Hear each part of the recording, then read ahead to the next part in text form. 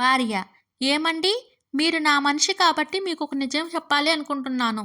భర్త: సరే చెప్పు. భార్య: వద్దులేండి, చెప్పిన తర్వాత మీరు నన్ను పిచ్చిదానిలా చూస్తారు. భర్త: నువ్వు పిచ్చిదానివైనా నిన్నలా చూడనులే. భార్య: ఈ 1వ తారీఖు నుంచి మనకి కొత్త సంవత్సరం వచ్చేస్తుంది తెలుసా? భర్త: అవునా? మంచిది. 2024 వెళ్ళి 2025 వస్తుంది. 2025లో ఏం చేస్తావేంటి?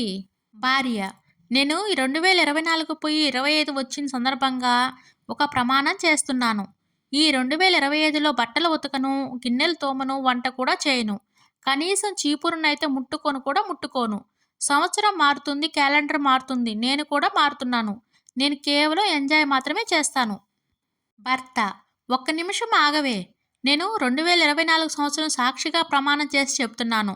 నేను 2025లో నా భార్యకు బట్టలు కొనివ్వను, షాపింగ్‌కి వెళ్ళనివ్వను, నేను తీసుకుపోయే బంగారం అసలే కొనివ్వను.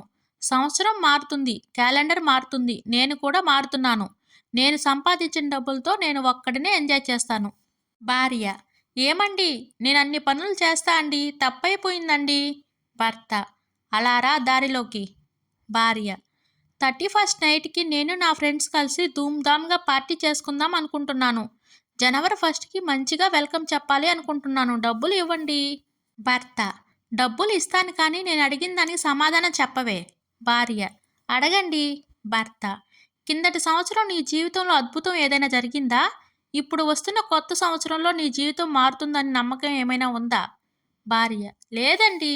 భర్త: ఆ మాత్రం దానికి పార్టీలు ఎందుకే, దుప్పటి కప్పుని పడుకోకుండా. భార్య: ఆహా!